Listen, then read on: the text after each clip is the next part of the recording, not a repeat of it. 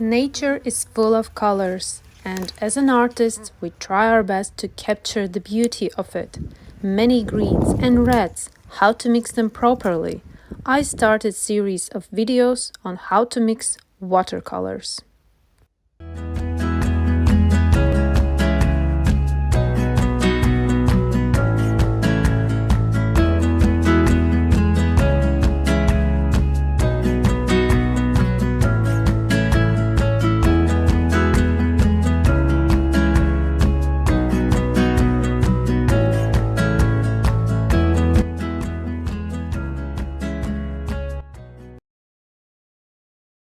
Welcome to this video demonstration on how I mix paints to get the exact pigment which I need. I collected from my garden several plants, all in different colors. We'll be mixing as from live. And now I have my palette here, adding water. First I will start with this flower. I will make it closer to the light. It's orangey red. And first thing what I ask myself when I see such a flower or leaf, which shades, which colors is more accurate and more suitable. Of course this is more red and it is very warm red. That's why will be adding orange. Taking Sennelier red, which is a little bit with a pinkish in it, and adding Vermilion, very bright orangey color. I still can see it is quite pale. I can see there now, as I add here a little sample and comparing to a real object, I can see what shades or pigments should I add more. And now I can figure it out that it's Perylene maroon, a little bit more. Adding straight to the paper a bit of maroon. I try not to mix more than 3 or max 4 pigments. In this case I will add more Sennelier red and more this Vermilion. And I really like how it turned out. Next one is this little blue violety flower, and how I go with that one. We'll clean my palette with the previous mix.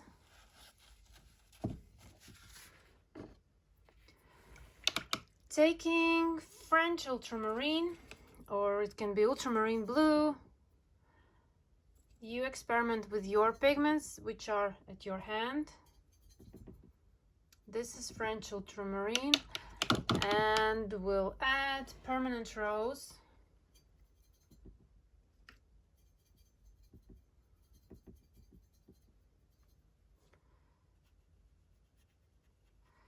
Still too much blue in it, adding more permanent rose.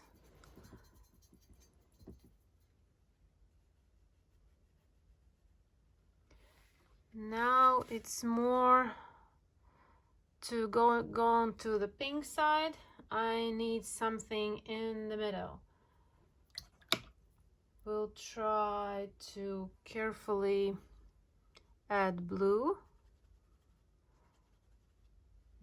Still not the right tone. Taking red violet, which is very bright color, and I will go watery wash over what I have already on my paper and see how it goes. To violet to pink again, taking French ultramarine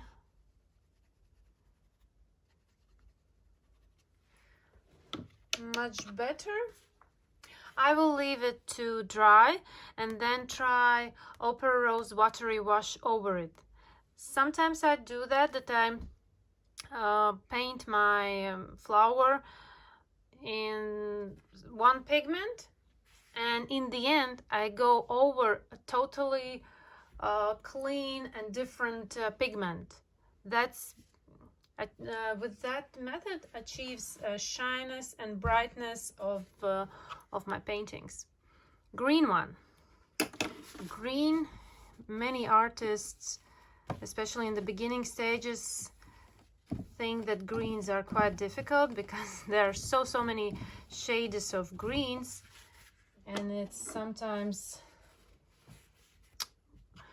really not easy to make all your greens different. They tend to become all similar.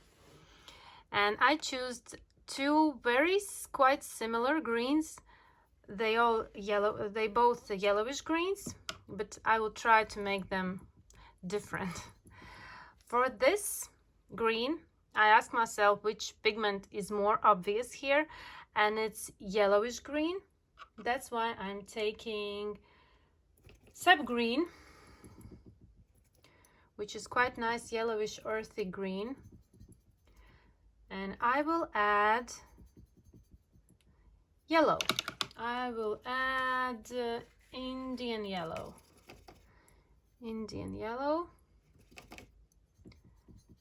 Adding more Indian yellow, trying on the paper, quite nice. And now as a contrast, I can see that in these leaves I can see a red shade. I'm taking Alizarin crimson, a little bit of Alizarin crimson. Did a really nice job.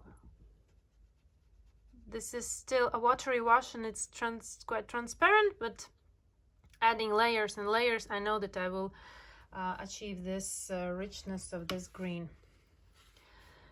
Next one. This one is really maroon, violet, something. Let's try taking away this green mix.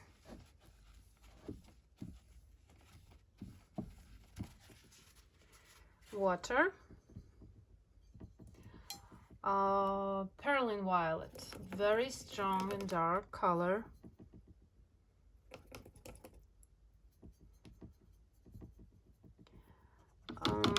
Now I would take red Alizarin crimson. Became very bright. I will try indigo to darken, and it will, let's see how it will act. Yes, it becomes rich, dark, violety color, but still this one is too cool. Then I will add again Perylene violet, more Perylene violet, trying on the paper. I can see that my object is more of warm pigment and this one is quite cool. Would add to that mix. I can try with Alizarin crimson more, but not sure that it will do the thing.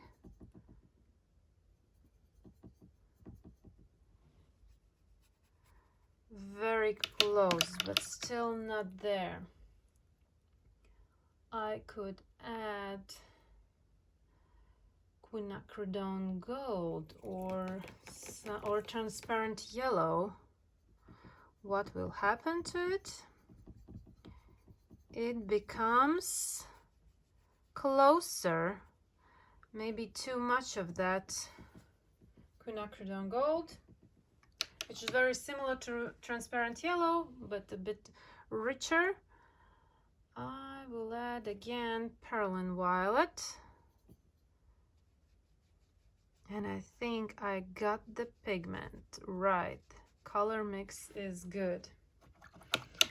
And the last green.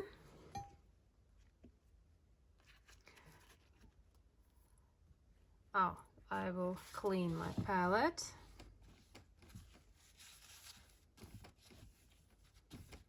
To make a proper next green mix. Water. Taking May green. May green. Perylene green.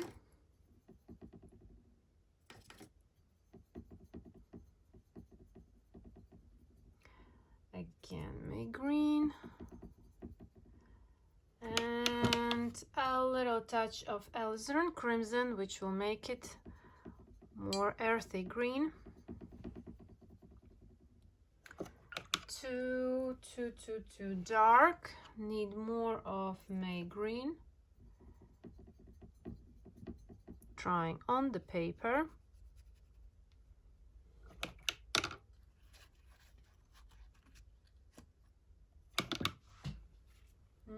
I would say it needs more of this yellowish green, which is May green.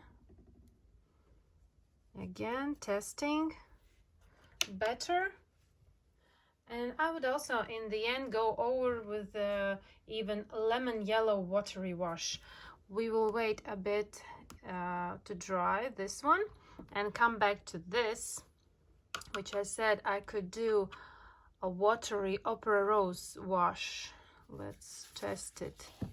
Remove clean space, make clean space for my watery wash of opera rose.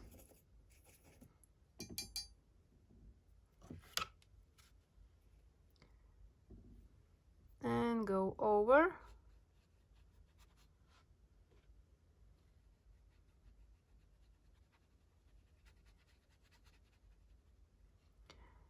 It becomes much closer.